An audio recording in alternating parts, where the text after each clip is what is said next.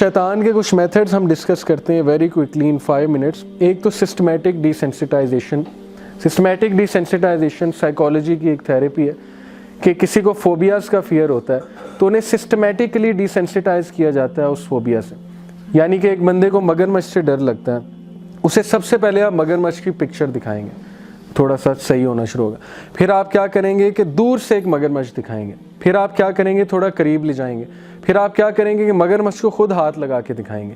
तो आहिस्ता आहिस्ता डिसेंसिटाइज हो रहा है। अब सिस्टमैटिक डिसेंसिटाइजेशन का कुरान से प्रूव ये मिलता है कि gradual exposure to a big sin हर बंदे को अचानक बिग सिन की तरफ नहीं लेके आता। फुट स्टेप्स हैं उसके, फुट स्टेप्स के थ्रू वो डिसेंसिटाइज करता है। मिसाल के तौर पे आपकी जब ईमान की हालत ज़्यादा है, आप देखेंगे कि आपको कोई औरत की पिक्चर ही नज़र आ जाए ना तो आपको थोड़ा सा प्रॉब्लम होने लग जाता है, ठीक है। लेकिन कुछ लोग हैं कि उन्हें बिल्कुल भी नहीं होता। वो इसलिए नहीं होता क्योंकि हम लोग डिसेंसिटाइज हो चुके हैं। बिल बोर्ड्स देख देख के, मीडिया में औरतें डेली खबरें पढ़ रही हैं, हम तो डिसेंसिटाइज हो चुके हैं। उनका फेस देख देख के, बहुत कुछ देख देख के डिसेंसिटाइज हो चुके हैं हम। मिसाल के तौर पे एक बाथरूम है, उसमें बड़ी बदबू आ रही है, कुछ देर बाद वो बदबू आना बंद हो जाएगी क्योंकि हमारी नाक डिसेंसिटाइज हो जाएगी। जो नया बंदा आएगा उसे आएगी, लेकिन हम चूंकि वहाँ मौजूद हैं हमें नहीं आएगी। इस तरह लोग सिन से डिसेंसिटाइज हो जाते हैं और अल्टीमेटली सिन उनके लिए जो है मुज़य्यन कर दिया जाता है। उन्हें पता ही नहीं लगता मैं सिन कर रहा हूँ और लिटरली वो बोस्ट करते हैं कि मैं सिन तो नहीं कहते कि मैं ऐसी हरकतें कर रहा हूँ, वो समझते हैं कि मैं बड़ा अच्छा काम कर रहा हूँ। ये शैतान के सारे स्टेप्स हैं। शैतान always attacks according to the nature and level of commitment. O you believe follow not the footsteps of शैतान, उसके फुटस्टेप्स को भी फॉलो ना करो। Whosoever follows the footsteps of shaitan, then verily he commands al-fasha and al-munkar, obviously, and follow not the footsteps of shaitan, surely he is to you an open enemy। यानी कि gradual exposure वो करता है। Some examples how a person gets involved into profanity, किस तरह से लोग बन जाते हैं porn addicts। जाहिर है एक ट्रिगर होता है, वो ट्रिगर कुछ भी हो सकता है, मूवी का कोई सीन हो सकता है, कोई पिक्चर हो सकती है, यूट्यूब पे कुछ देखते देखते अचानक जो है वो बंदा स्लिप कर जाता है। अब वो ग्रेजुअल स्टेप्स हैं। तो ये सारे systematic desensitization and dissonance reduction. Dissonance reduction भी साइकोलॉजी की एक टर्म है कि इंसान जब करना कुछ चाहता है, करता कुछ है, तो डिसोनेंस पैदा होती है माइंड में, एक तजब्जब।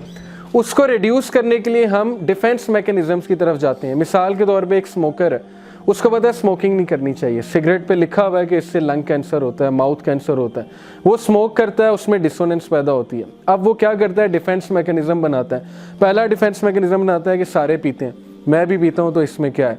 फिर वो कहता है कि ये कूल है, ये संजय दत्त पीता है, सुनील शेट्टी पीता है और बड़े कूल लगते हैं वो बॉयज़, और हॉलीवुड में दिखाते हैं सिगार पीते हुए, तो it's cool thing, so I should also smoke. फिर वो बनाता है कि नहीं ये झूठ है कि इससे लंग कैंसर होता है, मैं नहीं मानता, ये बस गप है, ये ऐसे ही सारी बकवास है। अब डिफेंस मैकेनिज्म से उसकी डिसोनेंस जो है वो कम होती है। अब शैतान भी डिफेंस मैकेनिज्म देता है इंसान को जब उसको कॉग्निटिव डिसोनेंस होती है। एक बंदा नमाज नहीं पढ़ता है तो तजब्जब का शिकार होता है, कहता है यार पढ़नी चाहिए थी, ईशा पढ़ी नहीं आज। अचानक उसे होता है कि पढ़ूं, लेकिन डिफेंस मैकेनिज्म्स आ जाते हैं। डिफेंस मैकेनिज्म ये कि चलो कल से पढ़ेंगे, या डिफेंस मैकेनिज्म है कि लो 99% लोग नहीं पढ़ते, मैं भी नहीं पढ़ता, तो इसमें क्या है। या ये एक वो कहता है कि नमाज तो दिल की होती है, पढ़नी ही नहीं चाहिए, ये सब बकवास है, नमाज तो कायम करने का हुक्म है, पढ़ने का हुक्म नहीं है, इस तरह भी लोग कहते हैं। ये सारे क्या है, शैतान made fair seeming to them that which they used to do, यानी उसने उनको डिफेंस मैकेनिज्म दिए शैतान ने डिसोनेंस रिडक्शन के लिए। शैतान made their deeds fair seeming. ये जो डिसोनेंस है ना, इसको कुरान में कहा गया नफ्सुल लव्वामा, अल्लाह ने इसकी कसम खाई है, ला उक़सिमु बियौमिल क़ियामा वला उक़सिमु बिन्नफ्सिल लव्वामा। लेकिन शैतान इस नफ्स का दुश्मन है क्योंकि ये सेल्फ रिप्रोचिंग चीज़ है एक बंदे में, कि बंदे को ना वो चीज़ एहसास दिलाती है कि तुम गलत कर रहे हो, आवाज़ आती है अंदर से।